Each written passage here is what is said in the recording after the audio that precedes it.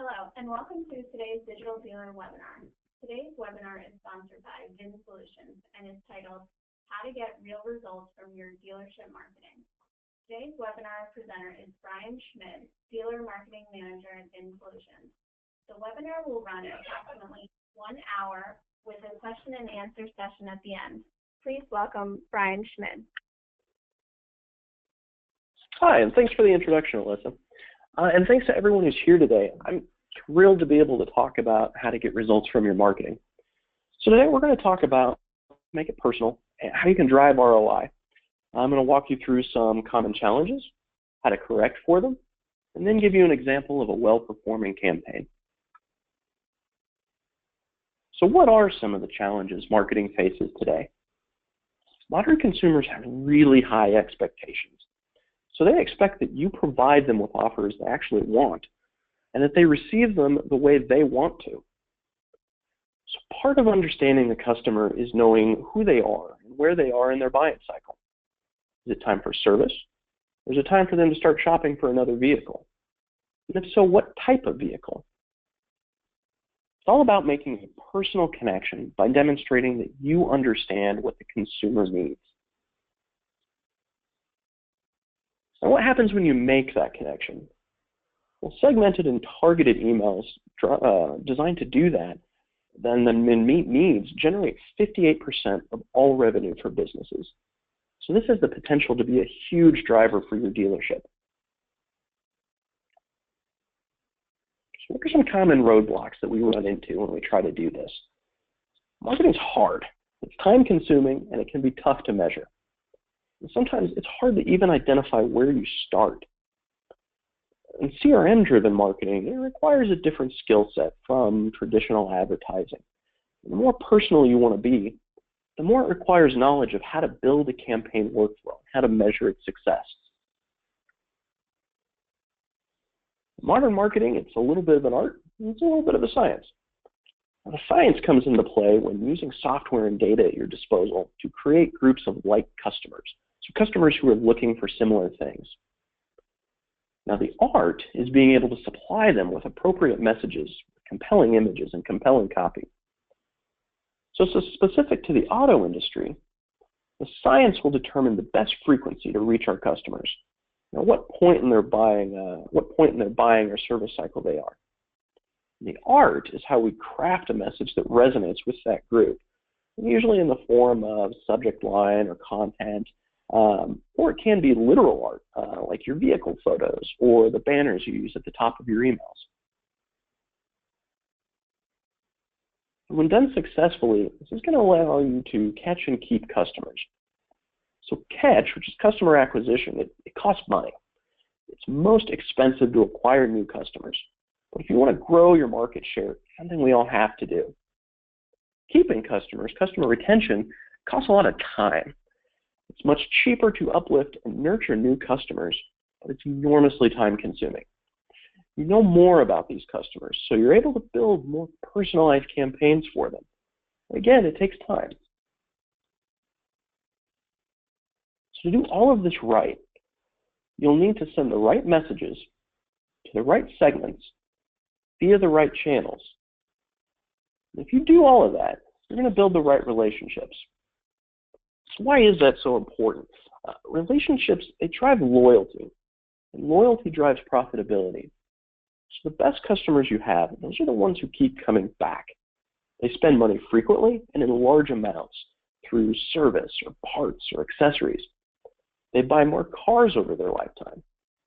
They also serve, importantly, as advocates for your dealership. These are the people who tell their friends and families about you. Their spouses buy cars from you. These are the customers who are willing to give you testimonials. And those build credibility and make it more likely that other people will purchase. So always focus most of your effort and resources on your most enthusiastic customers.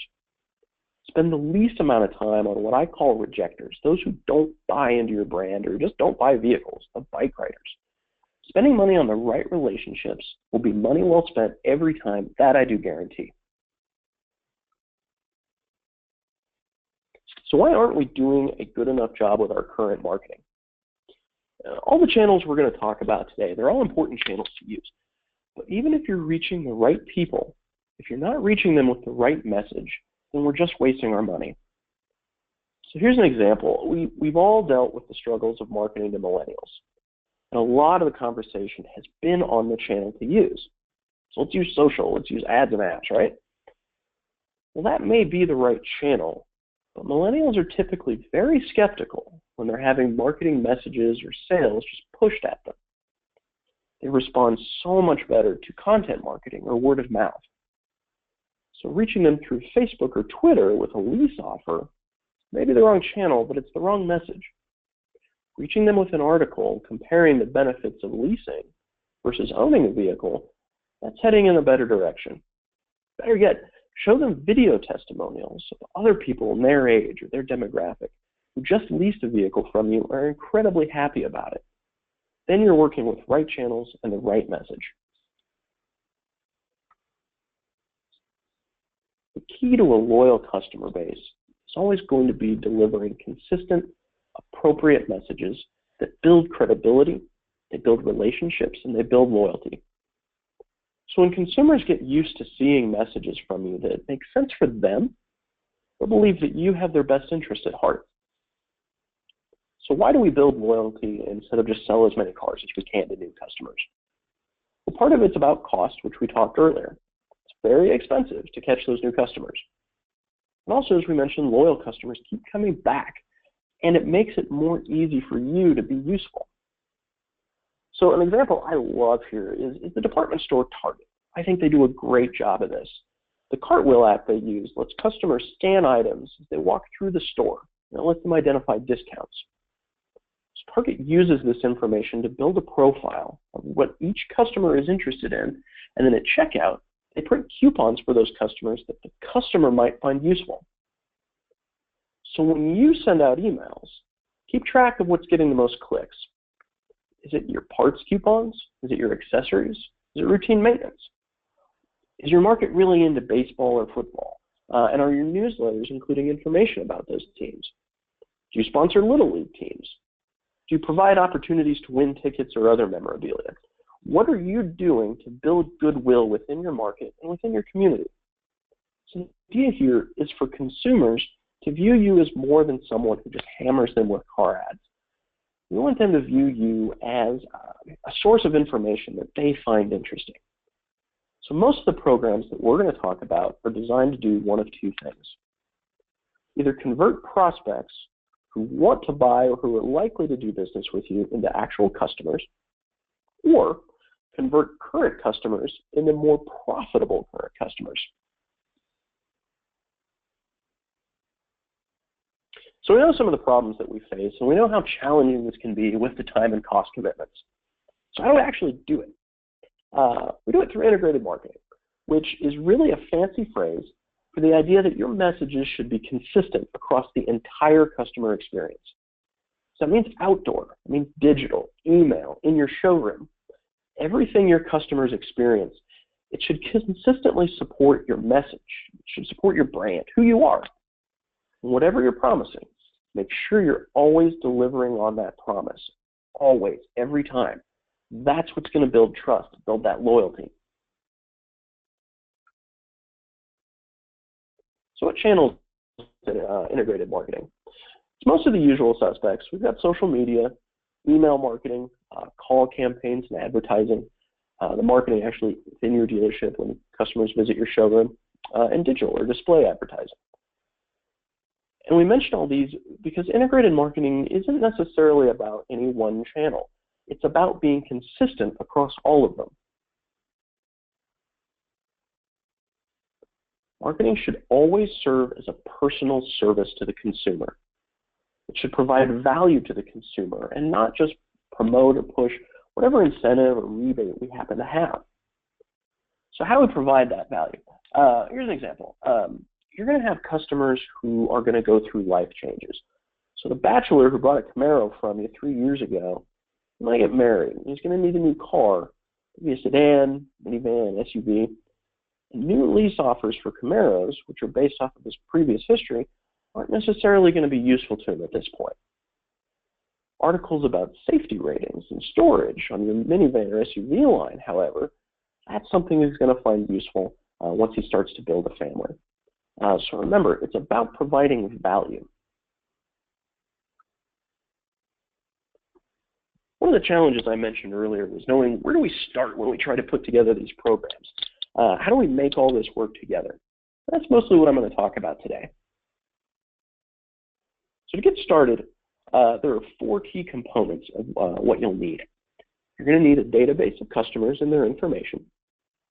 You'll need software to segment and process that information. You're going to need a marketing team to help coordinate and execute. And you're going to need compelling content for your team to send. So your database is where we're going to house all the important customer information. Things like, obviously, the name, an address, phone number, and email. How are we actually going to reach these customers? We need to cover important purchase data. What did they buy? When? And under what conditions? Did they lease or finance it? What was their rate? Same info for service history. When did they come in? What was done? What's their average spend? And finally, we need to start talking more about preferred method of communication. How do your customers want you to reach them? When you reach them the way they want, it shows that you know, shows that you care, and that you understand how they are and what they want. It helps them build that relationship.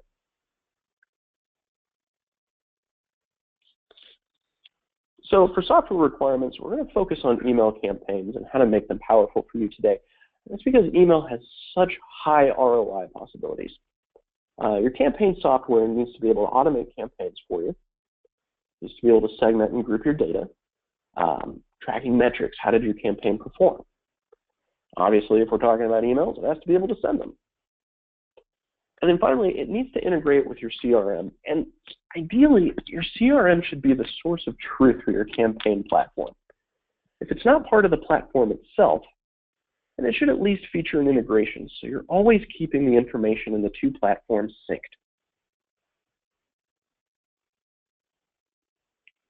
So CRM and campaign platform, they're not cheap, and neither is the team we're about to talk about. So a lot of people say that marketing and advertising is just the cost of doing business. I don't necessarily agree with that statement. Marketing is an investment. You should always be making more than what you put into it. Don't think of it as just a black hole to sink your money just to stay in business. Marketing is done correctly, it's going to return your investment many times over. So pick the investment that gives you the best return. If you're a luxury brand, you're not looking at people right out of college. That's not your market. So don't use channels or tactics that are going to resonate with that group. Pick the right investment, the right message, the right channel for your customers. So talk a little bit about that team. What does that look like? Primarily, you're going to start with your campaign manager. This is going to be the most important person on that team, and it needs to be someone who is right for this role. That might mean you need to hire outside. So you want someone who understands segmentation and messaging, someone who gets that blend of art and science that marketing is. If they know these thought processes and this logic, they're going to be someone who can apply this to any industry and any business. This should be a dedicated person for you. You're going to need a creative lead. This is the person who's going to help you build a library of communications and content, your emails, your letters and postcards, seasonal templates, your email banners. Now, in both cases, this really should not be the internet manager's job, and I bring this up because I see it so much. Your internet manager has a very important role to play, but they're busy people. They have lots to do, and this needs to be someone who is dedicated to this job. So I've seen them both outsourced, but if I had to choose one to have in-house, it would be the campaign manager. This is someone who's going to need to understand the ins and outs of your business and what you're trying to do. Someone who has to get their hands into it every day. So we talked about compelling content. What does that mean? Content's king, right? That's marketing's new mantra. It's also really hard to put together. So start by focusing on what's important for your customer. What do they do for service? Do they need a reminder? Do you have some kind of opportunity to lower their payment? Is there a local event they might be interested in? So focus here on what your customer finds entertaining or informational, not on what you do. So know them, know their space, know your community. There's a dealership I work with up in Nebraska that I've done this, I don't know, 2 or 3 years now running for them. They, every year in the fall in September, they rent out this big 60-foot projector screen, clear out their lot, they set it up, and they invite people to come in and watch the same conference game every single year. So people tailgate, they provide some food, they provide some drinks, and it doesn't have anything to do with driving sales. It's purely designed to build community. And they do it, and they're successful at it, because they know what their community actually wants. And it generates an enormous amount of goodwill for them every single year. So that's the foundation of what we're going to be talking about. You know the individual pieces that we're going to need. Let's get started on setting up some campaigns. So step 1, set goals. Everything marketing does should always be goal-driven. You need to know what winning looks like for your store. What does it look like for you when you succeed? So start by talking to the key players within your dealership. It's usually going to be your GSM, your new and used car sales managers, your service managers. Start by establishing a baseline. Where are you right now? What does your sales and service revenue look like year over year, and how's it trending? What's your average service ticket order and your service retention? Are people coming back every year, or are they just in for 1 or 2 visits? What's their frequency? Are they coming more than just a few times every year, more than just the standard maintenance recommendations? So once you know where you are, decide where you want to be. Then set clear, attainable, and measurable objectives to get there. Again, be able to describe what winning looks like for you, and then be able to support all of those findings with info from your CRM or your DMS.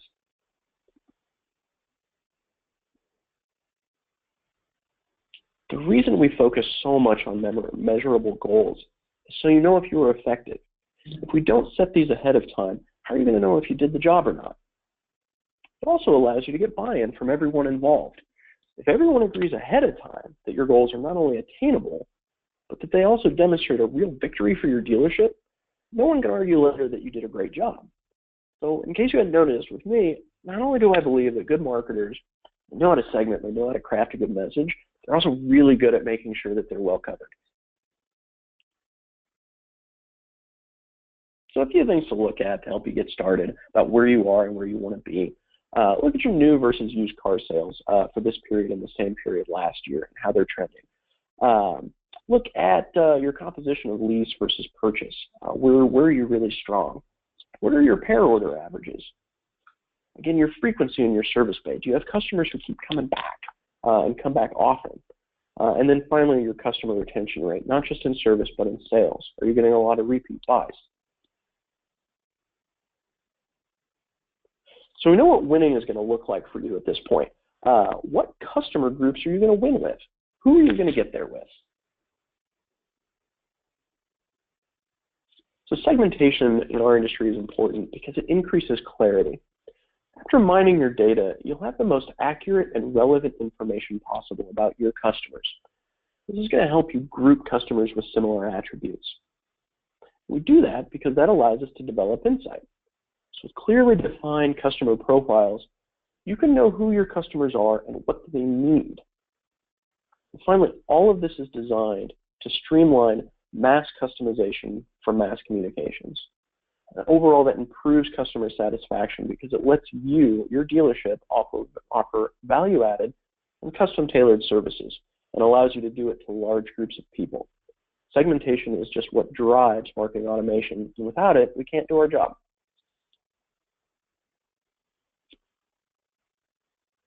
So I recommend that you create some dashboards to highlight opportunities.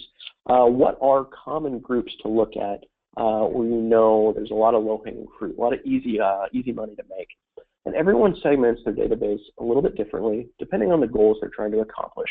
But at its most simple, you want that dashboard to highlight and demonstrate customers that are ready to buy, are ready to service, or they're ready to re-up their warranty or lease. You want to set up parameters and filters to ensure you're targeting the correct lists at the right time. And I'll show you a little bit later an example of how we've done that. So these are all some common filters that I use when putting together customer segments, and it's not as complicated as it may seem. I look at physical customer location. Where are they in proximity to your dealership? What's the age of their vehicle? And not just the model year, but how long have they been in it? What's the type of service they're getting? Is it just routine maintenance, those oil changes? Are they coming in for warranty work? Are they coming in for parts and accessories or higher ticket items? When did they last have service done? Did they lease? Did they purchase? And if they did lease, when is their renewal? So I'm going to stop at this point and remind everybody that if it's not in the CRM, it does not exist. That's because marketing automation, it relies on your CRM being correct and accurate. So make sure to get in the habit of keeping it as updated as possible, because if that's not right, everything else falls apart. Okay, so we know what winning looks like. We know who we're going to win with. So how do we keep track of whether or not we won, whether or not we were successful? This is actually a huge topic, and we're doing it a little bit of a disservice, I think, by jamming it into one session. So I'm going to be a little self-promotional here. We're going to be doing another webinar about how to track campaign ROI. I think measuring ROI is one of the biggest challenges marketing and the automotive industry face. So I'm going to make sure everybody here gets that invite. Metrics are so important because they show how you did on a campaign, but also, as importantly, they show you how to tweak the next one. Part of our job is to always improve on what we do. So the exact metrics are going to determine on what your goal is. Service campaigns are going to look at retention. They're going to look at frequency of visit, and they're going to look at average ticket order. Metrics for sales campaigns will look at vehicles sold over the same period last year predominantly, although you should keep an eye on the number of appointments set, demos given, and trade evaluations completed. We do that so we can identify what point in our process and our program is most successful and what parts need improvement.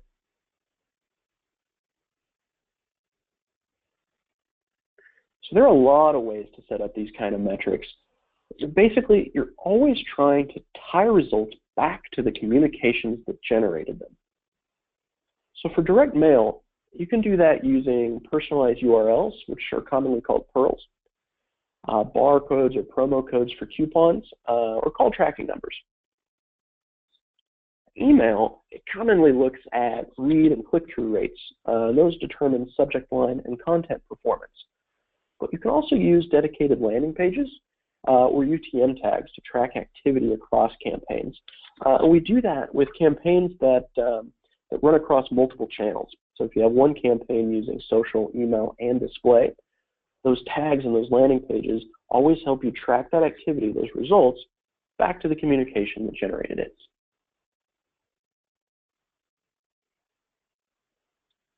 So we know what winning looks like for us. We know who we're going to win with, and we know how we're going to measure it. So let's actually create our campaigns. There are three common campaign types that we're going to talk about today.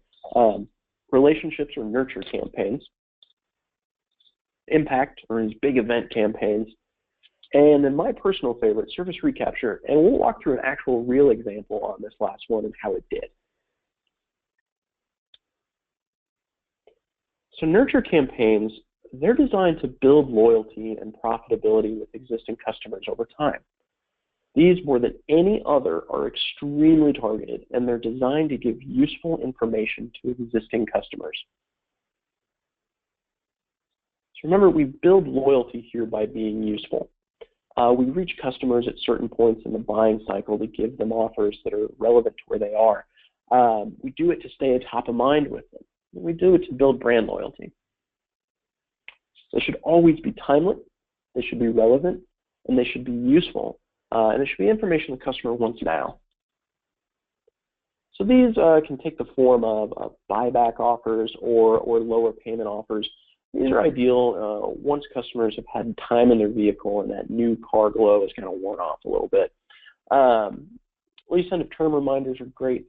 We've talked about service reminders, but these also take the form of just purely informational content. Safety ratings on vehicles. We talked a little bit about in your newsletters how you can speak to events they may be interested in. Recall notifications are important here too. A lot of the industry can view it as a black eye, but it is important and useful information to the customer, and it's better to get out in front of it. These big impact or event campaigns, generally they're best used and designed to acquire new customers, and they can be a lot of fun to actually design. I use a lot of conquest sources for these. They're best used to build market share for you over time. You see these most over 3-day weekends or holidays. You can leverage OEM advertising to be more impactful during these times. As I said, they make great conquest campaigns. You can use service promotions to capture new business. I recommend service because it's a much lower commitment for conquest customers who don't have any experience with you. We want your trade style campaigns are also effective here, where you offer a certain amount over fair trade value for their trade. We do this because you don't know much about these prospects. You can have a pretty good guess about their buying cycle, but not necessarily about their service. So we try to make offers here that are going to be universally useful. So speaking of conquest, customer acquisition through email has quadrupled in the last 4 years. So if you're not using email to acquire new customers and generate revenue, we're missing out on a huge opportunity. Now, email is a relatively inexpensive way to do the most expensive part of your marketing, which is acquiring new customers. So combined with the fact that 58% of revenue is generated by targeted email, marketing through email is just too big of an opportunity for us to ignore. Service recapture. These are my favorite. If you want to be a hero, run a service recapture campaign. These are designed to get service customers to come back after they've abandoned you. They're easy to track, and it's easy to tell if you won. Well, plus, they open up both service and sales opportunities for your dealership. So we target customers based on previous services done and when they were done. And they're designed to get them back so you can drive that continual revenue flow in your service bay. Exactly when we target them varies a little bit based on your recommended maintenance schedule and how long it's been since they've come back, but typically the offers include regular maintenance items, so oil changes, tire rotations, air filters, the sorts of things people are going to need to get done on a regular basis.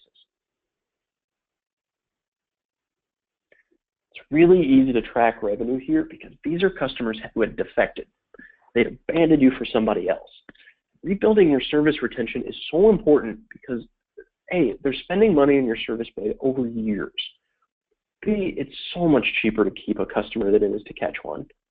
And C, it's easier to sell them a new car if they're already coming to your service bay. If you already have that relationship, you're going to be the one who's top of mind when it's time for them to purchase again. Also, you generally see fairly immediate results with a service recapture campaign. It's not quite like conquest where you're going to have to build up a presence over time. And that's because you're taking advantage of a previously established relationship. So let's walk through the actual example that we did and what that looks like. So this was for a Chevy store who had about 4,500 customers who had abandoned this dealership's service center and then had not been marketed to within the last month. So we knew there was some opportunity here because we'd set up a dashboard to keep an eye on this particular group of customers. So we're looking at anyone who had at least 2 repair orders over their life but has not been back in the last 9 to 24 months. So we know these people are due for service. And we know they're not doing it here. We wanted to zero in on a tighter group here. We wanted to focus on email. So we drilled down to whether or not they actually had customers with email addresses. So for those of you who either are not yet prepared to send out emails or don't have a lot of email addresses in your database, I'd recommend tasking your BDC or your service reps to call these customers using the same messages that we're going to talk about. Now, if you're talking about an overwhelming number of customers, then go ahead and zero in on their location a little bit. Target people who are physically closest to your dealership based on either zip code or physical address. Once we drilled down, we ended up with 866 customers that we could target. So what kind of content did we use for this email? And with service recapture, there's a little bit of complexity. We know they need service, but we don't know where they are in their cycle. For all I know, these people got an oil change yesterday. So we solved that by offering 2 different coupons. We ran a discounted oil change, which is good for 3 to 4 months after receipt of the email. We also ran a percentage off of any service. And that way, no matter where they are in the cycle, there's always something they can use now or they can use later. These are similar to the kinds of coupons that I'd recommend when running conquest campaigns for the exact same reason. You do not know where they are in their cycle. So there's a few assumptions that we make that I want to walk through here with campaigns like this. With service recapture, we know at one point we had a relationship. They'd come in and they'd stopped. We also know their vehicle needs service.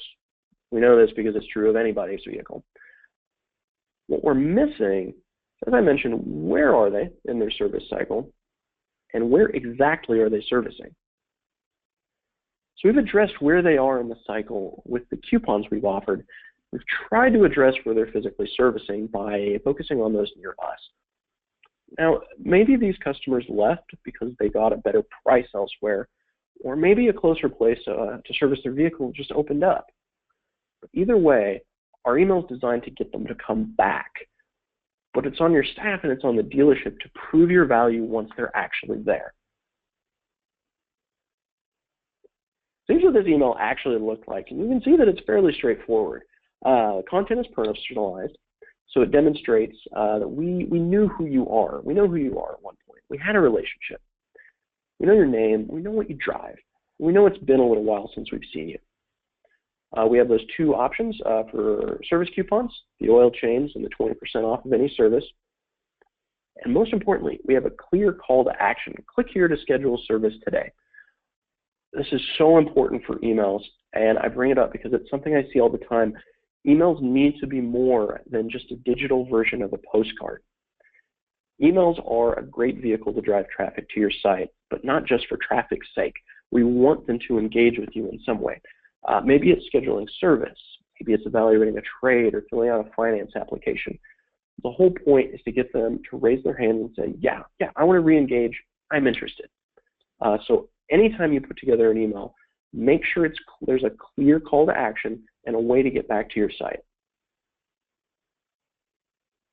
How did this campaign perform? That's ultimately what everyone really wants to know. What did we get out of it? So for this campaign, our goal was to bring customers back to the service bay. Now, worst case, come in once, use a coupon, and they leave. Never come back. Best case, they stick around for years, and we get the chance to sell them more cars. So we needed to be able to definitively prove the increase in service revenue, and then monitor our campaign to see how we could tweak and make adjustments later. So I think this campaign did fairly well. We reached 866 customers. We had a 15% open rate on our email, which I'll talk about here in a little bit. This generated 41 repair orders for a total of $5,910 in service revenue. The service campaigns also open up the potential for both service and sales. So many times, people who call in to discuss their service needs are going to end up in your showroom. And when a customer is sitting in that waiting room and their vehicle is getting expensive work done in your bay, that's the perfect time to give them a trade evaluation. We call that service-driven sales, and this campaign did a great job. We had 43 incoming calls on this campaign, which resulted in 9 demos. We sold 7 cars off of those demos for a total of $190,052 in sales revenue. So all told, it's $195,440 off of this one campaign. That's one email and just a little bit of your time, and it can have a huge impact. And I really feel it's tough for me to stress how big of a deal I think this is. I know it sounds like I'm tooting my horn, and I am. It was my campaign. But you can do this, and you can see results.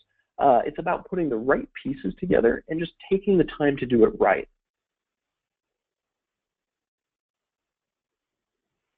Part of every good campaign is not just analyzing the results, how you did, but reviewing it to see how we can do better next time. Let's take a look at that read rate. 15% it's good, it's not great. The automotive industry really has some challenges about its email open rate. On average, we're seeing anywhere from 18 to 15%, with the exception being newsletters. Newsletters, which do feature that informational, non-salesy content, those usually range around 20 to 25%. So one of the best performing subject lines I consistently see is something like, "We want your trade at dealership name." And I think it's successful because it's a little urgent, it's a little insistent. So maybe next time we want to service you at dealer name. And this was originally a joke that I had with the people I was working with on this presentation, and maybe that subject line's too risque for your dealership. Well, that's part of the art of this process, and it's a great opportunity for an A/B test. So try using a couple of different subject lines with smaller groups. See which one of those subject lines performs best for you, and then use that one with the larger group. And this is not just a one-time effort. This is something we should be doing continually. Continual improvement is really, I think, where marketing shines. So once you've found that good subject line, do it again next month. Write another one that you think is better, try another test, and then keep going with the best one every time. A few other factors to keep in mind when analyzing results is your average repair order ticket. So in this case, it was $144.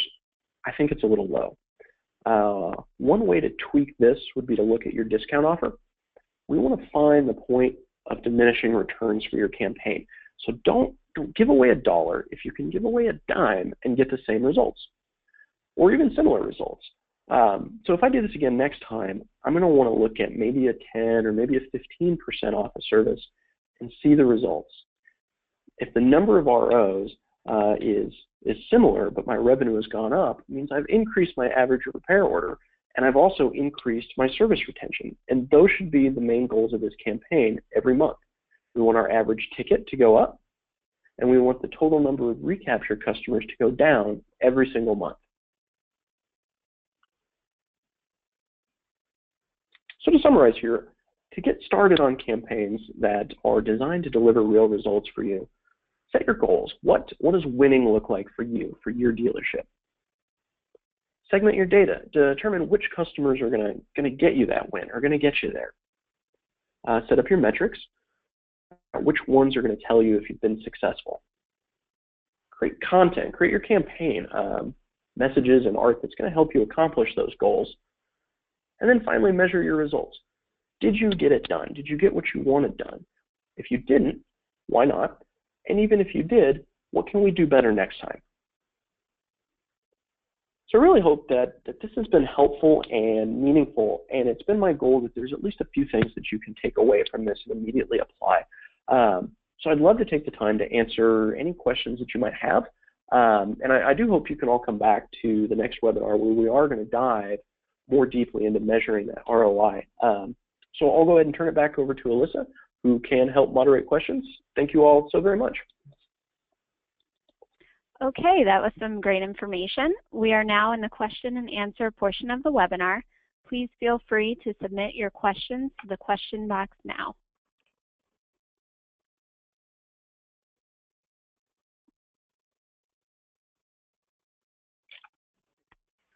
Okay, the first question is, how often should I be emailing my customers? Kind of knew. I knew that question was going to I get it a lot. And I'll say I think it's it's a big challenge that we face. So I had this happen to me actually the other day. I put together a plan. It was unrelated to dealer advertising. It was actually to market our own company. And I was going to reach out to a group of customers 3 times over the span of 2 months. Some people came back and said, nope, we're going to do it every week. And I initially thought, oh man, that is way too much, and I'm going to get a ton of opt-outs. But we tried it. And that's what I'm going to recommend. Not every week, that's not necessarily what I'm saying, but part of what we do is experimentation. And what I found was I was sending them information about a trade show every week leading up to the show. And so what I would recommend here is send useful information and start maybe once every month. That's typically what we do, is once every 30 days, try to hit a customer with something that's useful. After you've done that a bit, see what your returns are. Try out maybe once every 3 weeks or every 2. What we're looking for is the point at which people stop caring. Basically, we burn up all the attention that they have. You don't want to do that. You want to be useful, not annoying. So similar to the tests I was talking about, I would recommend starting it once a month. That's what we do, and we found it to be successful, knowing that it does vary a little bit from dealership to dealership. So for those of you looking for a concrete, definitive answer, I would say once every 30 days, some kind of useful information is plenty from an automotive dealership. But if you've got the time to experiment with it and are okay that your experiment may lead to a few extra opt-outs, go ahead and give it a shot. Okay, and what are some relevant topics that customers want to hear about today? Another good one. Content's tough because it is so time consuming and it requires you to put yourself in the mind, I think, of somebody else. So we all drive cars. What do we want to hear about? And not necessarily specific to us, but as just car consumers in general, what do we as car consumers want to hear about? Recalls, I mentioned, it's important. Safety ratings, new model releases, what's cool about the new vehicles. That's all great, but not everybody is as into cars as people in the car industry are. So think about what do they want to hear about just regularly. Tap into your community a little bit. What's big with your community? We had one dealership who just ran it's like a coloring contest for its kids, or basically. So it invited the children of its customers to come in and color cars, right? And they put the winners up on the wall, took photos, and put it out on their Facebook page. And people loved it. And that's ultimately what you're looking for, is what's going to engage your customers. In this case, this dealership really wanted to push family cars, so larger sedans or SUVs or minivans. And they did a great job of it by kind of tapping into families, because ultimately that's why we buy those cars, right? Because they're safe, they're for our kids, and they did a good job, I think, of promoting that. So it's always customer centric. What are they interested in? I've seen a lot of success. I think I mentioned with like sponsorship of little league teams, or even just saying, hey, our local team just won some kind of regional or state championship. We're going to host their party on the lot. So being involved in the community, one, it generates a ton of goodwill for your dealership, and two, it automatically generates that content for you to send out. The nice thing about that goodwill is if you have it, maybe you do make a mistake and send out emails a little bit too often, it gives you a little bit of leeway. Okay, the next question is, how many images can I put in my email before it goes to spam? So I'll give you two answers here, a technical one and just kind of what I believe is really the better recommendation. So what we've found, generally speaking, one image for every 3 lines of text is sufficient. So for those dealerships out there that are taking their ads or their postcards, making it a JPEG or an image, and throwing it into an email, if you're going to do that, get some other kind of text-based content on there, email signature, address, phone number, or something. But I think the better advice here really is the core message of your email should always be visible. So for those email clients or those customers who block images, if your primary message is an image, they're not going to see it. Images should complement, I think, your email. Your email should not be reliant on them. So your main message, your main offer, or your main news should be there in text, and then highlight it with pictures of the kids or pictures of the car or whatever it is. I think if you do that, you'll not only stay out of spam, and yeah, that's a goal, but the real goal is to make sure that your customers are seeing your message. So to do that, your message should be in text and your images should highlight it. I also mentioned making sure your address and your phone number were in text. I would always do that, even if it's just at the bottom of your email. So many people open these up on smartphones now, and those just have the ability to just click your phone number with their finger, click your address, they'll call you, they'll open up their address in Maps. So always give them the ability to do that. Don't build your phone number and address into an image. Make them actual clickable text. Okay, and can you explain A/B testing? Yeah, thank you. Thank you. That's a great question. So A/B testing is, and most of the marketing software that you'll find should grant you the ability to do this. A/B testing is the practice of sending out two tests, an A test and a B test, to a similar group of customers to see which performs better. So in the service recapture case, we had, 866, I think, customers. We didn't do an A/B test for that. Shame on me. If we had, we would have taken maybe a quarter of those customers. I'm terrible at math in my head, but let's call it 150, 200 customers. And we would have sent the exact same email to them, but the subject line would have been different. So of those 200, 100 of them would have gotten one subject line, 100 would have gotten the other. Whichever one performed best, that's the one that we're going to send to the remaining group. And you don't have to do that with just subject lines. Another great test is, let's say your read rates are fantastic. So instead of changing the subject line, you want to say, okay, I want to see what I can do now to convert those good read rates into actual visitations to my site. So when you do your A/B test, keep the subject line the same, change up the call to action. Maybe the click button is at the top of your email instead of the middle. Maybe it's bigger. Maybe it's a different color. What you're looking for is to find the best possible combination of subject line, which is what drives open rates, and content, which is what drives the actual click-through. And that, as I said, that's ongoing. It's something we should be doing all the time just to see what works best. Okay, and the last question is, how do I get enrolled for your next webinar? Oh, okay. Well, that's flattering. I'm glad that some people found it useful enough. So we have not yet set a specific date, but we are going to make sure that everyone here does get that invitation through email. So keep an eye out for it. It will be coming.